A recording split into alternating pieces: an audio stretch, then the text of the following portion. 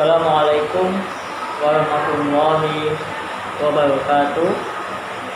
Alhamdulillahi wa kafa, wassalatu wassalamu ala nabiyyina Mustafa wa ala alihi wa ashabihi wa man tabi'ahum bi ihsan ila yaumiddin. Amma ba'd. Alhamdulillah kita kembali berjumpa di pelajaran sirah ya. Untuk anak-anak ustaz yang sudah mempunyai buku, silahkan buka bukunya di halaman ketiga ya, yaitu tentang sahabat Nabi Muhammad SAW, yaitu Abu Bakar As-Siddiq radhiyallahu anhu. Biografi Abu Bakar As-Siddiq radhiyallahu anhu ya. Yang pertama, nama beliau. Nama beliau menurut pendapat yang sahih adalah Abdullah bin Utsman bin Amir bin Amr bin Ka'ab bin Sa'ad bin Tayyim bin Murrah bin Ka'ab bin Uay al-Quraisy at-Taimi ya. Kunyah Abu Bakar radhiyallahu anhu. Beliau memiliki kunyah yaitu Abu Bakar kunyahnya ya. Jadi nama aslinya Abdullah bin Utsman bin Amir, sedangkan kunyah beliau itu adalah Abu Bakar ya. Atau biasanya kita, karena kita lebih mengenal dengan nama Abu Bakar ya.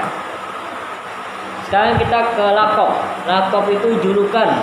Jadi di zaman para sahabat dahulu kala itu ada lakob atau julukan untuk seseorang.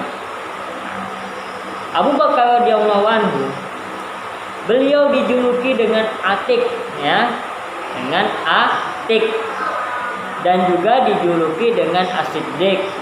Sebagian ulama berpendapat makna Atik di sini adalah tampan. Jadi Abu Bakar radhiyallahu anhu mendapatkan julukan Atik itu disebabkan karena beliau radhiyallahu anhu itu berwajah tampan. Sedangkan julukannya As-Siddiq itu didapatkan oleh Abu Bakar radhiyallahu anhu karena beliau membenarkan kabar dari Nabi Muhammad sallallahu alaihi wasallam dengan kepercayaan yang sangat tinggi. Jadi Abu Bakar radhiyallahu anhu ini sangat mempercayai Nabi Muhammad sallallahu alaihi wasallam dengan kepercayaan yang sangat tinggi. Apa yang dikatakan oleh Nabi Muhammad sallallahu alaihi wasallam, beliau radhiyallahu anhu langsung percaya, tidak pernah meragukannya. Sebagaimana ketika pagi hari ya. Ketika itu adalah malam Isra Mi'raj. Ini jadi kaum kafir Quraisy itu berkata kepada Abu Bakar radhiyallahu anhu. Jadi orang kafir itu berkata kepada Abu Bakar, wahai Abu Bakar, teman kamu itu, maksud teman kamu itu di sini adalah Nabi Muhammad ya, Nabi Muhammad SAW. Jadi teman kamu itu Muhammad mengaku-ngaku telah pergi ke Baitul Maqdis hanya butuh waktu dalam semalam. Maka Abu Bakar radhiyallahu anhu menjawabnya, in kana qala faqad shadaqa. Yang maknanya, jika ia berkata demikian maka itu benar. Tengok betapa Abu Bakar As-Siddiq radhiyallahu anhu itu sangat mempercayai Nabi Muhammad SAW. Padahal ketika itu kaum kafir Quraisy itu sangat tidak mempercayai perkataan Nabi bahwasanya Nabi telah melakukan Isra Mi'raj atau perjalanan ke Baitul Maqdis hanya dalam satu malam. Namun Abu Bakar As-Siddiq tetap percaya disebabkan ia sangat mempercayai apa yang dikatakan oleh Nabi Muhammad SAW. Maka dengan itu beliau Abu Bakar ini dijuluki dengan julukan As-Siddiq. Kita lanjut ke kelahiran beliau radhiyallahu anhu. Jadi Abu Bakar radhiyallahu anhu itu dilahirkan 2 tahun 6 bulan setelah tahun gajah ya. Ciri fisik beliau radhiyallahu anhu, Abu Bakar As-Siddiq memiliki kulit yang berwarna putih ya, bertubuh kurus, berambut tebal, tampak kurus wajahnya dan dahinya muncul. Jadi itulah ciri fisik dari Abu Bakar radhiyallahu anhu. Jasa-jasa Abu Bakar radhiyallahu anhu ya. jasa-jasa Abu Bakar radhiyallahu anhu ini sebenarnya sangat banyak ya. Tidak ya. Namun kita di sini tidak menyebutkan semuanya, namun hanya yang nampak atau yang paling besar ya yang akan kita sebutkan. Yang pertama adalah masuknya Abu Bakar ke dalam agama Islam, dan bahkan ketika itu beliau termasuk as-sabiquna awwalin ya, atau orang-orang yang pertama kali masuk ke dalam agama Islam. Yang kedua, hijrahnya Abu Bakar As-Siddiq bersama Nabi Muhammad Sallallahu Alaihi Wasallam. Yang ketiga itu adalah ketegaran beliau ketika wafatnya Nabi Muhammad Sallallahu Alaihi Wasallam. Ketika wafatnya Nabi Muhammad Sallallahu Alaihi Wasallam, ketika itu kaum muslimin bersedih atas meninggalnya Nabi kita Nabi Muhammad Sallallahu Alaihi Wasallam. Namun ketika itu Abu Bakar radhiyallahu anhu berkata, sesungguhnya barang siapa yang mengimani Muhammad, maka Muhammad telah mati. Sedangkan barang siapa yang beriman kepada Allah Ta'ala, maka sesungguhnya Allah Ta'ala hayyun. Sesungguhnya Allah Ta'ala itu hidup dan tidak akan pernah mati. Selanjutnya yang keempat, itu sebelum terjadi hijrah, beliau atau Abu Bakar radhiyallahu anhu telah membebaskan 70 orang yang disiksa oleh orang Quraisy disebabkan mereka bertauhid kepada Allah Ta'ala. Selanjutnya, salah satu jasa Abu Bakar radhiyallahu anhu ketika beliau menjadi khalifah umat Islam, beliau memerangi orang-orang yang murtad ya. Di murtad itu adalah orang-orang yang keluar dari agama Islam setelah memeluk Islam. Jadi waktu di zaman Nabi Muhammad SAW mereka memeluk Islam, namun setelah Nabi Muhammad SAW meninggal, mereka kembali keluar dari agama Islam dan kembali ke agama mereka yang lain. Selanjutnya, Musailamah Al-Kadzab itu dibunuh di masa pemerintahan Abu Bakar As-Siddiq radhiyallahu anhu. Jadi Musailamah Al-Kadzab ini adalah seseorang yang mengaku-ngaku bahwa dirinya adalah nabi.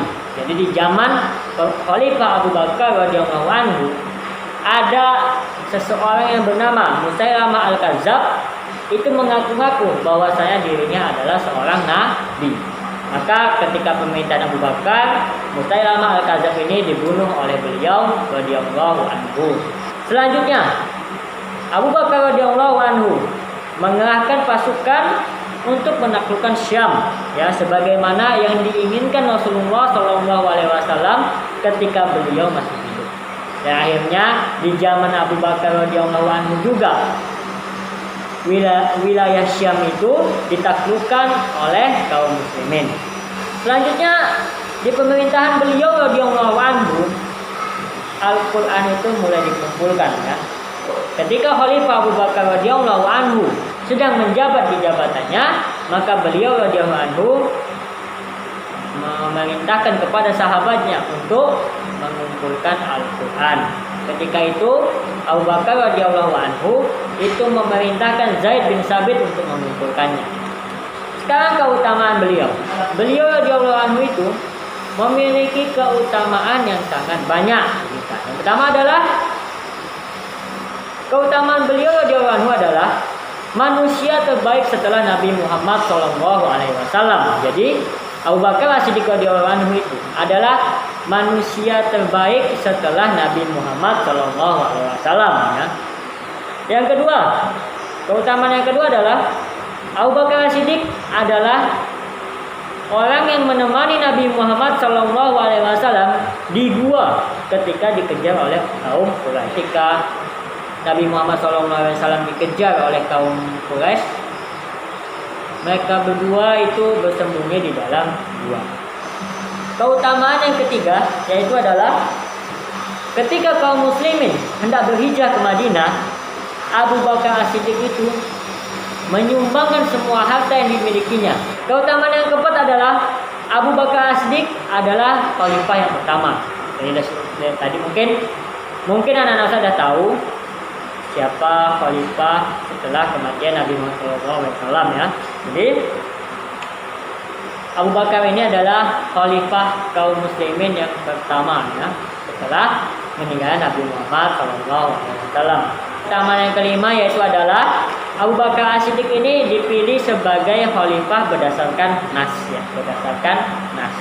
Yang keenam, umat manusia diperintahkan untuk meneladani Abu Bakar As-Siddiq radhiyallahu anhu. Nabi SAW pernah bersabda, ikutilah jalan orang-orang sepeninggalku, yaitu Abu Bakar dan Umar. Hadis riwayat Ahmad, Tirmizi, Ibnu Majah, dan juga hadis ini termasuk hadis sahih.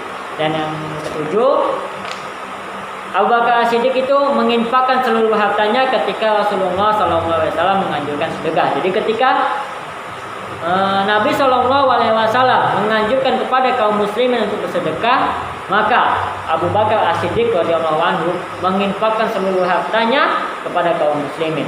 Yang kedelapan adalah Abu Bakar As-Siddiq adalah orang yang paling dicintai oleh Nabi Muhammad SAW. Wafatnya Abu Bakar As-Siddiq radhiyallahu anhu. Abu Bakar As-Siddiq radhiyallahu anhu, beliau wafat pada hari Senin di bulan Jumadil Awal pada tahun 13 Hijriah ketika beliau berusia 67 tahun.